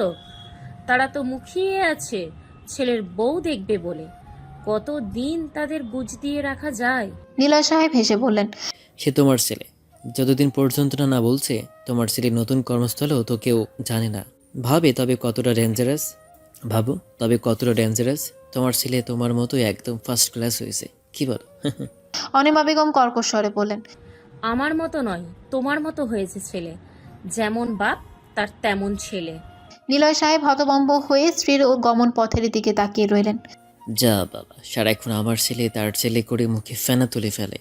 তার যেই কিনা একটা অন্যায় আবদার করে বসলো, অমনি সেই ছেলে তার হয়ে গেল। আজও মহিলা গোষ্ঠী, এদের মন বুঝিবার সাধ্যই তার কাছে। আশা একা একা মন খারাপ করে বসে আছে ক্লাসে। আজ তার প্রিয় বান্ধবী তাসের ঘরও আসেনি, তার ক্রাশ স্যার নিস্তব্ধও আসেনি। কি মুশকিল! এখন সে একা একা কী করবেটা কি? প্রথম ক্লাস শেষে আশা বাইরে বের হলো। একা একা বসে থাকতে ভালো লাগছে না আর। করিডোর পার হতে গেলে হঠাৎ কিছু স্টুডেন্টের অযাচিত কিছু কথায় তার চলন থামিয়ে দিল। কান পেতে শুনতে চেষ্টা করলো কথাগুলো। মানসার সঙ্গে থাকা তার এক চেলারাই বলল। মানসা শয়তানি হেসে বলল, এই মেয়েকে তো আমি দেখেই নিব। আজ কলেজে এসুক, তবে আজ ওর খেল খতম করতাম, ওর বড় বড় চোপা ভেঙে দিতাম। আর স্তব্ধ স্যার তো এই মাইশার হবেই। বাবাকে আজ বাড়ি যেয়ে বলবো স্যারের কথা। বাবাকে বলবো স্যারের সঙ্গে আমার বিয়ের ব্যাপারে কথা বলতে। অথবা নো চিন্তা, এই মাইশাকে অপছন্দ করবে এমন কোনো ছেলে আছে? আমার এক চাউনিতে ছেলে লাইন লেগে যায়। রাই বলল, মানসা লাজুক হাসলো। আরেকজন বলল। মানসা শয়তানি হেসে বলল, আসুক না একবার কলেজে, তখন দেখাবো মজা। এই মাইশা কি জিনিস, সে তখন হাড়ে হাড়ে টের পাবে। সব কথা শুনে মানসা চোখ বড় বড় করে নিল। আর নিস্তব্ধ স্যারকে বিয়ে করার কথা শুনে ফিক করে হাসতে গিয়েও আবারও মুখে হাত চেপে দিল। না, এই অসাধারণ খবর তো তাসফিকে দিতেই হচ্ছে। তাছাড়া তাসফির কি ক্ষতি করবে ওই অসভ্য মেয়েটা? তাসফিকে সতর্ক থাকতে বলতে হবে। আজই বাড়ি গিয়ে ফোন দিতে হবে। মেয়েটা গিয়ে উধাও হলো কই? মানসার কথা শোনা শেষে দ্রুত করিডোর পার হতে গেলে মুহূর্তে শক্তপোক্ত পুরুষালী অবয়বের সাথে ধাক্কা খেয়ে ছিটকে পড়ল সে। পুরুষটি মুহূর্তে চোখ মুখ কুঁচকে গালি ছুটতে নিয়েও থেমে গেল। এটা তার প্রফেশন ক্ষেত্র, এটা ভুলে তার চলবে না। পুরুষটি নিজেকে সামলে নিয়ে আসার উদ্দেশ্যে কঠোর স্বরে বলল, চোখ কোথায় রেখে চলাফেরা করো মেয়ে? যে জোরসে ধাক্কা মেরেছ, তোমার ধাক্কায় আমার 32টা দাঁত ভাঙতে ভাঙতে বেঁচে গেছে, এই শুক্রিয়া। খবরদার যদি আর এইভাবে চলাফেরা করতে দেখি, অভদ্র মেয়ে। বলে সুদর্শন পুরুষটি হনহন করে হেঁটে চলে গেল নিজ কাজে। আশা তাজ্জব বনে তাকিয়ে রইল পুরুষটি যাওয়ার পানে। ছি, কত বড় অকৃতজ্ঞ লোক। সুজন স্যার যে এমন মানসিকতার মানুষ সে ভাবতেই পারল না। লোকটা ক্লাসে কি হাসি খুশি ভাবে সবার সাথে কথা বলে, হাসি ঠাট্টা করে, আর তার সাথে কিনা এমন দুর্ব্যবহার করলো। সে যে পড়ে গেল ধরে পর্যন্ত উঠালো না। আশ্চর্য! হঠাৎ আকাশটা কালো মেঘে ছেয়ে গেল। কেমন যেন ঝড়ো হাওয়া বইছে চারদিকে। আশা উঠতে গিয়ে সামনে তাকিয়ে দেখলো সুদর্শন পুরুষটি পুনরায় তার দিকে এগিয়ে আসছে। দক্ষিণা বাতাসে তার সিল্কি চুলগুলো এলোমেলো উঠছে। তার ঠোঁটের কোণে বাঁকা হাসি। ইস, ডাক্তার সুজন বুঝি এতটা সুন্দর দেখতে? কই, আশা আগে তো তা খেয়াল করেনি। ফর্সা মায়াবী একটা চেহারা, মনে হচ্ছে নিস্তব্ধ স্যারের কার্বন কপি। কই, আশা আগে তো এত কিছু ভাবেনি। তবে এখন কেন ভাবছে? কোথাও স্বপ্ন দেখছে না তো সে? সুজন এগিয়ে এসে হাত বাড়িয়ে দিল আশার দিকে, ঝাড়ি দিয়ে বলল, এই মেয়ে, উঠে আসো। এখনো এভাবে বেকুবের মতো বসে আছো কেন? আশ্চর্য মেয়ে। আশা নিজের কাঁপা কাঁপা হাত সুজনের হাতের মাঝে রাখলো। শিরশির করে উঠল তার শরীর। একবার বাহিরেরটা পরখ করল। মনে হচ্ছে প্রবল ঝড় হাওয়ার বার্তা। ঠিক কি তার মনের মাঝে যে ঝড় বইছে তার মতোই নাকি? তার চেয়েও বেশি আতঙ্কিত হবে এই ঝড়। কেন এই ঝড় তার মনে হঠাৎ হানা দিল? এমনটা তো সে চায়নি। এই পুরুষ যে তার কোনো দিন হবে না, সম্ভবই না। আর তার মতো বামুনের কি আর চাঁদের দিকে হাত বাড়ানোর অধিকার আছে? কখনোই না। বাবা মা ছাড়া চালচুলোহীন মেয়ে সে। ভাগ্যিস কাকাটা ছিল তার, তাই তো আজ এই মেডিকেল কলেজে পড়তে পারছে। তবেও এতে চাচির কম কথা শুনতে হয় না তাকে, সারাক্ষণ টাকার খোঁটা শুনতে হয়। ক্লাসে বসে আসার মনটা বিষণ্ণতায় ছেয়ে গেল। কেন হঠাৎ করে হৃদগহীনে এই বসন্তের আগমনী বার্তা উদয় হলো? সে তো এমনটা চায়নি। মন ভাঙার করুণ ব্যথা নিয়েই কি তার পার করতে হবে সারাটা জীবন ভর? আজ রাস্তায় জ্যামটা মনে হয় একটু বেশিই ছিল, তাই তো আধ ঘন্টার পথটা 1 ঘন্টায় পাড়ি দিতে হলো। অতপর নিস্তব্ধর গাড়িটা তাসফিদের একতলা বিশিষ্ট ছোট্ট বিল্ডিংয়ের সামনে এসে থামলো। পান্না প্রায় ঘুমিয়ে পড়েছিল। তাসফি পান্নার পেটে কাতুকুতু দিতে দিতে উৎফুল্ল চিত্তে বলল, পান্না সোনা, উঠো উঠো, নানা বাড়ি এসে গেছি আমরা তোমার। কাতুকুতুতে পান্না খিলখিল করে হাসতে লাগলো। পর মুহূর্তে হাততালি দিয়ে বলল, ইয়ে, নানি বাড়ি যাব, এসে গেছি। সবাই গাড়ি থেকে নেমে দাঁড়ালো। মোস্তফা সাহেবকে দেখা গেল গেটের বাইরেই। ভদ্রলোক আজ মেয়ে আসার আনন্দে কোনো কাজে হাত লাগাননি। কতদিন পর মেয়েটা আজ তার বাপের বাড়ির ভিটায় আসলো। মোস্তফা সাহেব এগিয়ে গেলেন। এসো বাবা, এসো, তোমরা ভেতরে চলো। আয়েশা সালাম দিল তাকে।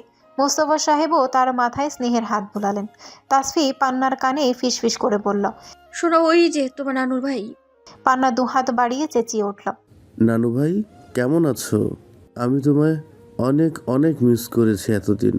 তুমি কেন আসোনি? মোস্তফা সাহেব মুচকি হেসে তাকে কোলে নিল, বলল, এই তো চলে এসেছি দিদি ভাই। অতপর কুশল বিনিময়ে শেষে তারা ভেতরে ঢুকল। বসার ঘরেই দেখা গেল তাসফির 2 চাচির হাস্যোজ্জ্বল মুখশ্রী, আর সঙ্গে তার চাচাতো ভাই বোন। ছোট চাচির কলেজে পড়ুয়া মেয়ে আনিকা তার মায়ের কানে ফিসফিস করে আফসোসের স্বরে বলল, দুলা ভাই দেখতে কিন্তু একদম ফিটফাট। কি বলো মা? বিয়ের দিন তো দেখতেই পারলাম না, বেটা হুট করে গায়েব হয়ে গেল।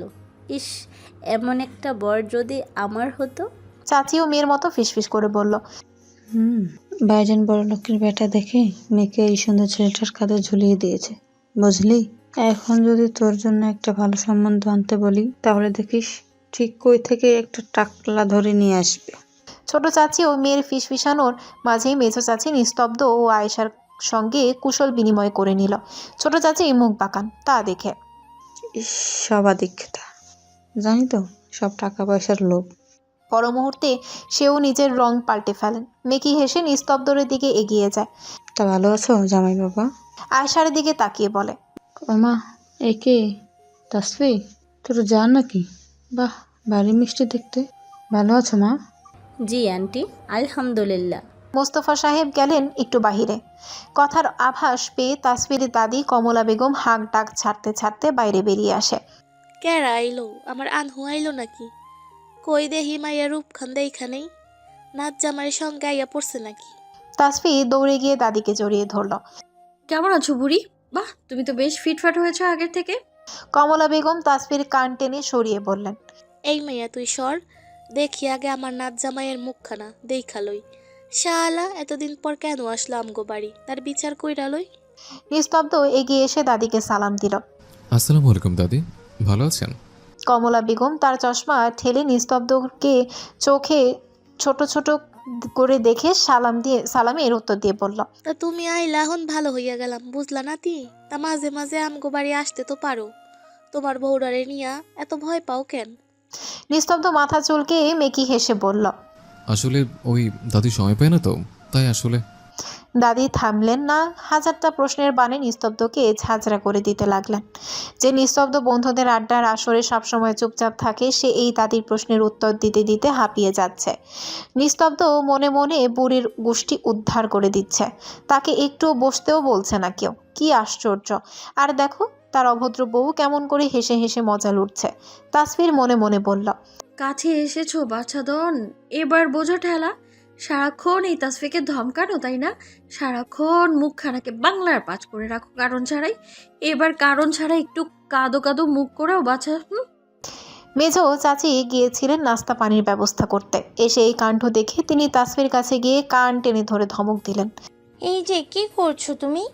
জামাইকে এভাবে দাঁড় করিয়ে রেখেছো কেন? ছি ছি ছি, ছেলেটা এতটা সময় দাঁড়িয়ে আছে। আশ্চর্য, এই মেয়ের কি কোনোদিন বোধ বুদ্ধি বানাতে পারবেন না তিনি? মেজো চাচি হতাশ মুখে শাশুড়ির দিকে এগিয়ে গেলেন। মাথার চুল পেকে বুড়ি হয়ে গেল, তবুও তার শাশুড়িরও কি কোনো দিন কাণ্ডজ্ঞান হবে না? নতুন জামাইকে কেউ এভাবে দাঁড় করিয়ে রাখে? আম্মা, আপনি কি করছেন? কথাবার্তা তো পরেও বলা যাবে। ছেলেটাকে এইভাবে দাঁড় করিয়ে রেখেছেন। যাও বাবা, তুমি রুমে যাও, ফ্রেশ হয়ে নাও। এই তাসফি, জামাই বাবাকে রুম দেখিয়ে দে যা। আবার দাঁড়িয়ে থাকে। উফ! নিস্তব্ধ এতক্ষণ যেন নিজের প্রাণ হাতে পেল। এমন গ্যারা কোলে তো সে কোনোদিন পড়েনি। তার নানিও তো এত কথা বলে না। ইয়া খুদা! তাসফি মুখ বাগিয়ে নিস্তব্ধের উদ্দেশ্যে বলল, আসুন জনাব। নিস্তব্ধ যত দ্রুত সম্ভব কেটে পড়ল। ওরা যেতেই মেজো চাচি বললেন, হ্যাঁ রে ছোট, তুই জামাই বাবাকে বসতে দিবি না? এভাবে দাঁড় করিয়ে রাখবি?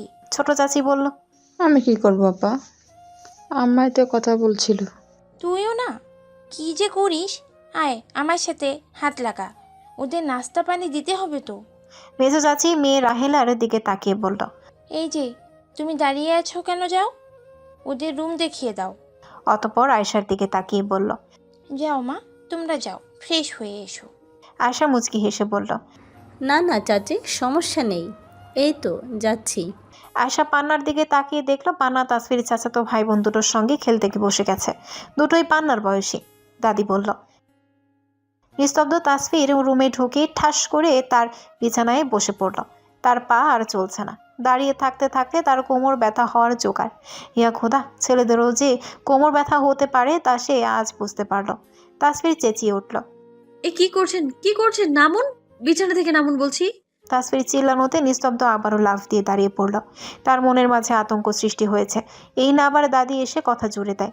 দাদির বদলে তাসফিকে দেখে বিরক্তি নিয়ে বলল, কি ব্যাপার, এইভাবে চেঁচাচ্ছ কেন? বসেই তো আছে, একটু খাট ভেঙে তো আর ফেলেনি। তাসফি বলল, তো খাটে কেন বসছেন আপনি? নিস্তব্ধ অবাক হয়ে বলল, তো কোথায় বসবো? আশ্চর্য! তাসফি এগিয়ে এসে কোমরে হাত দিয়ে দাঁত কিরমির করে বলল, এ আপনার সাহস কত বড়! এত সময় জার্নি করে এসে ফ্রেশ না হয়ে বিছানায় বসে যাচ্ছেন আপনি? আপনি না একজন ডক্টর? তাহলে আপনি এত অপরিষ্কার কেন বলেন তো? কি করে হলেন এমনটা আপনি? আর আমার বিছানায় একদম ময়লা নিয়ে বসা যাবে না। নিস্তব্ধ চোখ ছোট ছোট করে বলল, তো ডাক্তার তো কি হয়েছে? তোমার দাদির কথা যে ডাক্তারই শুনতে বসবে সে না পাগল হয়ে যাবে। এই, তোমার দাঁতে এত বছর টিকেছিল কি করে বলো তো? তোমার দাদির এত কথার ক্যাচালে বোধ হয় বৃদ্ধ বড় বড় পাড়ি জমিয়েছে। আপনি নামবেন? আমার দাদির কাছেই যান না, শুনে আসুন। আগে আপনি নামুন। নিস্তব্ধ শয়তানি হাসি দিয়ে বলল। নামতে হবে তো, এই নামলাম। বলে নিস্তব্ধ নামার বদলে ঠাস করে বিছানায় শটান হয়ে শুয়ে পড়লো এবারে। তাসফির চোখ বড় বড় করে ফেলল। কত বড় বদলোক এই লোক, এখন কিনা তার সাথে ঝগড়া করার পায়তারা করছে। তাসফি এগিয়ে গিয়ে বলল, আপনি নামবেন না তাই তো? নিস্তব্ধ শয়তানি হেসে জবাব দিল, না, বিছানাটা আরামদায়ক, মনে হচ্ছে রাতে ঘুম ভালো হবে, বুঝলে? তাসফির পাশ হতে বালিশ নিয়ে নিস্তব্ধকে মারতে শুরু করলো। এই মেয়ে, কি করছো কি? থামো, তোমার হাতুড়ে মারে কিন্তু আমি মোটেও ব্যথা পাচ্ছি না, বুঝলে? তাসফি এবারে নিজেও বিছানায় উঠে বসলো, দু হাতে দুটো বালিশ নিয়ে মারতে শুরু করলো। নিস্তব্ধ থামাতে গিয়ে হঠাৎই তাসফির এক হাতের কবজিতে টান দিল। তাসফি ব্যালেন্স রাখতে না পেরে নিস্তব্ধ শক্তপোক্ত পুরুষালী শরীরের উপরে উবু হয়ে পড়ল। নিস্তব্ধ তাসফির বাম হাতের কবজি চেপে ধরল, অপর হাত দিয়ে ঠেকলো তাসফির কোমরে। দুজনের ঠোঁট ছুঁই ছুঁই। হঠাৎ এমন ভয়ঙ্কর পরিস্থিতিতে দুজন হতবাক হয়ে গেল। তাদের মোটেও কল্পনায় এমন কিছু ছিল না। তাসফি নিস্তব্ধর দিকে চোখ বড় বড় করে তাকিয়ে রইল। তার বুকের মাঝে কেমন যেন ঢোল পেটাচ্ছে, কেমন শিরশিরানি অনুভূতি হচ্ছে, পেট গুড়গুড় করছে। ইস, কই, সে আগে তো কখনো এমন অনুভূতি হয়নি। তবে আজ কেন হচ্ছে? সারা শরীর কেমন অবশ অবশ লাগছে তার। পুরুষ মানুষের, বিশেষ করে হালাল পুরুষের সংস্পর্শে বুঝি এমনই অনুভূতি হয়। নিস্তব্ধ ফিসফিস করে বলল, এই যে মেয়ে, তুমি তো ভয়ঙ্কর কেন বলো তো? তাসফির মুখের উপরে কয়েক গোছা চুল এসে হানা দিয়েছে। নিস্তব্ধ এক দৃষ্টিতে তাকিয়ে আছে সেদিকে। ইস, চুলগুলো বড্ড বেয়াদব, তার বউয়ের মতো। নিঃশব্দে সে তাসফির বাম হাতটা ছেড়ে দিয়ে কপালে আসা চুলগুলো সরিয়ে দিতে হাত বাড়ালো। তাসফি না চাইতেও চোখ বন্ধ করে নিল নিমিষে। তারপরই পান্না রুমে ঢুকলো।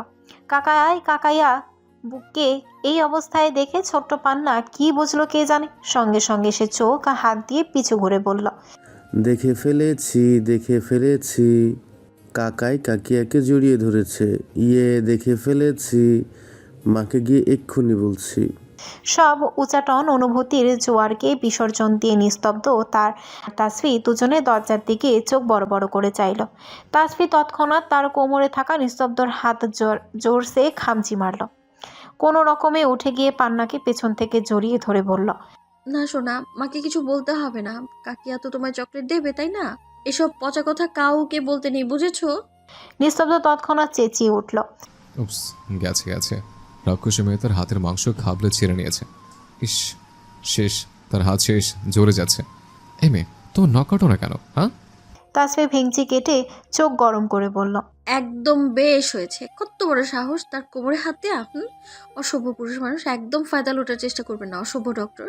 পান্নাও তৎক্ষণাৎ বলে উঠল, কাকাই অসভ্য পুরুষ মানুষ। নিস্তব্ধ হতবম্ব হয়ে চেয়ে রইল পান্নার পানি। এই মেয়ে তার সব কাছের মানুষকে হাত করে ফেলেছে, কেমন ধরে রেখেছে। নিস্তব্ধ উঠে গিয়ে পান্নার হাত ধরল, বলল, না মামনি, তুমি না কাকের ভালো মেয়ে, একদম এসব পচা কথা বলবে না, বুঝছো? তোমার কাকিরা পচা, বুঝলে? পান্না তৎক্ষণাৎ না প্রতিবাদ করে উঠল, না, আমার কাকিয়া বেস্ট, তুমি অসভ্য। নিস্তব্ধ হতবাক হয়ে চেয়ে রইল। খেয়েছে, তার ইজ্জতের ফালুদা করে দিয়েছে এই মেয়ে।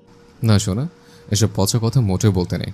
কাকাই তো তোমার চকলেট দেবে, অনেকগুলো চকলেট দেবে। সত্যি দেবে তো? প্রমিস? তাসফি পান্নার হাত ধরে বলল, না সোনা, তুমি কাকিয়ার কথা শুনে সবাইকে গিয়ে বলবে তোমার কাকাই নির্লজ্জ, অসভ্য। নিস্তব্ধ তাসফির দিকে কটমট করে তাকিয়ে থেকে চিবিয়ে চিবিয়ে বলল, সত্যি দেবো তো শোনা, প্রমিস, অনেকগুলো চকলেট দেবো। ভুলে এসব কাউকে বলবে না, ঠিক আছে? আমি এতগুলো চকলেট পাবো? কাকাই দেবে, কাকিয়া দেবে? বলতে বলতে পান্না বেরিয়ে গেল। তাসফি ঠোঁট ভেঙচি কেটে নিস্তব্ধকে এমন হেনস্থা হতে দেখে মিটমিট করে হাসতে হাসতে বেরিয়ে গেল। একদম উচিত শিক্ষা হয়েছে। কত বড় সাহস এই অসভ্য ডাক্তারের! তার মন ছোঁয়ার আগেই তার কোমর ছুঁয়ে ফেলল। ও মাই গড, শিট। সন্ধ্যাবেলার আকাশটা মৃদু উজ্জ্বল। সূর্যি মামা আজ দিনের বেলা দেখা দেয়নি বললেই চলে, তাই সে কখন অস্ত গিয়েছে বলাটাও ভারী মুশকিল। আকাশে স্পষ্ট গুমট ভাব বিদ্যমান। মেঘে ঢাকা আকাশ, মাঝে মাঝে দু এক ফোঁটা বৃষ্টিরও দেখা পাওয়া যাচ্ছে। বাসন্তী একা বসে আছে ড্রয়িং রুমের বারান্দায় লাগোয়া থাই গ্লাসের পাশে। ইনায়া ভাবি আজ দুপুরেই বাপের বাড়ি গিয়েছে। রুম্পাটাও আজ আসবে বলে আসেনি। বাবা বাইরে, মা নিজের রুমে বই পড়ছে। বাসন্তী থাই গ্লাসের মাছ দিয়ে বাইরেটা দেখছে। এখন থাই গ্লাসের দিয়ে দেখা বাইরেটা যেমন অস্পষ্ট, তেমনি তার জীবনের বাকি ধাপগুলোও কেমন অস্পষ্ট। কেমন করে কাটবে তার সামনের দিনগুলো? সে কি টিকে থাকতে পারবে এই সমাজে? কে জানে। ভালোবাসার প্রতি তার দিন দিন কেমন গা শিউরে ওঠা অনিচ্ছা জন্ম নিচ্ছে। যাকে ভালোবেসে হাত ধরলো সেই তো বেইমানি করল। অন্যরা করবে না তারই বা কী গ্যারান্টি আছে? বিয়েটি সে আর এই জন্মে করছে না। ডিভোর্সে তকমা নিয়ে সারা জীবন পড়ে থাকবে এই বেশ ভালো। অন্তত কারো থেকে ঠকে যাওয়ার মতো তীব্র যন্ত্রণা নিয়ে বেঁচে থাকতে হবে না। পুনরায় রাতের পর রাত চোখের কোণে ভেজাতে হবে না। ভালোবাসা। দুনিয়াতে সবাই যদি তার বাবার মতো হতো, সবাই যদি তার দাদার মতো হতো, যারা এখনও তাদের স্ত্রীকে যোগ্য সম্মান দিয়ে ভালোবাসছে। যদি তাসফির বাবার মতো হতো, যে স্ত্রীকে ভালোবেসে তার স্মৃতি নিয়ে বেঁচে আছে কতগুলো বছর নিরামিষ জীবন পার করে যাচ্ছে। সব পুরুষ যদি তাদের মতো হতো, সব পুরুষের যদি এমন মেন্টালিটি থাকতো, খুব কি ক্ষতি হতো? তাহলে তো তার মতো এমন গুটি কয়েক মানুষকে এভাবে দিন যাপন করতে হতো না, ভালোবেসে ঠকে যেতে হতো না। ভালোবাসা নিয়ে চারিদিকে এমন হাহাকার, হতাশা, বিষণ্ণতা জন্ম নিত না। বাসন্তীর হাজারো ভাবনার মাঝে হঠাৎ কলিং বেল বেজে উঠল। তার শব্দে সে চমকে উঠল। মনের মাঝে উদয় হলো প্রশ্নের দানা। এই ভোর সন্ধ্যা বেলায় এলো কে? তাসফি ডাইনিং থেকে ছাড়া পেয়ে মাত্র একটু রুমে এসে বসল। নিস্তব্ধকে বসিয়ে দিয়ে এসেছে বিরাট বড় খাবারের আয়োজনের টেবিলে। তাসফি তো এতদিন শ্বশুরবাড়ির আদর আপ্যায়ন পেল, এবার সে না হয় একটু শ্বশুরবাড়ির বিশাল খাবার দাবারের স্বাদগুলো নিয়ে দেখুক। শ্বশুরবাড়ির খাবার মজাই মজা। উফ, নিস্তব্ধ করুণ মুখখানায় যদি কেউ দেখতো। তাসফির তো নিস্তব্ধ সে অসহায় চাউনিখানা দেখলেই হাসিতে লুটিয়ে পড়তে ইচ্ছে হচ্ছে। তাসফি বাইরে তাকিয়ে দেখলো ইতিমধ্যে ঝমঝম করে বৃষ্টি নামতে শুরু করেছে। আকাশ মেঘলা হলো, কখন যে বৃষ্টি নামছে সে খেয়ালই করলো না। সারাদিন কোন ধ্যানে ছিল সে? হঠাৎ তাসফির বালিশের পাশে থাকা ফোনটা বেজে উঠল। চট করে তাসফি তা হাতে নিয়ে দেখলো আশার ফোন। সঙ্গে সঙ্গে সে জিভে কামড় দিল।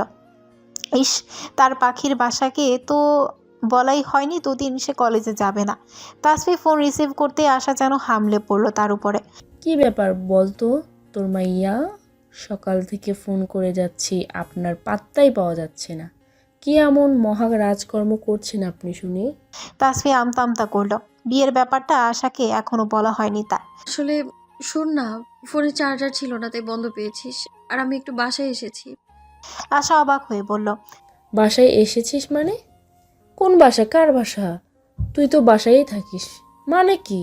তাসফি ইতস্তত করে বলল, আসলে শোন না দোস্ত, আমার আসলে বিয়ে হয়ে গেছে তো শ্বশুরবাড়ি থেকে বাপের বাড়ি আসলাম আর কি। আশা বিস্ময়ে হতবাক হয়ে ঠাস করে বসা থেকে উঠে দাঁড়ালো। চোখ দুটো বড় বড় করে চিল্লিয়ে উঠে বলল, কি? তাসফি কানে হাত দিল, সঙ্গে সঙ্গে চিবিয়ে চিবিয়ে বলল,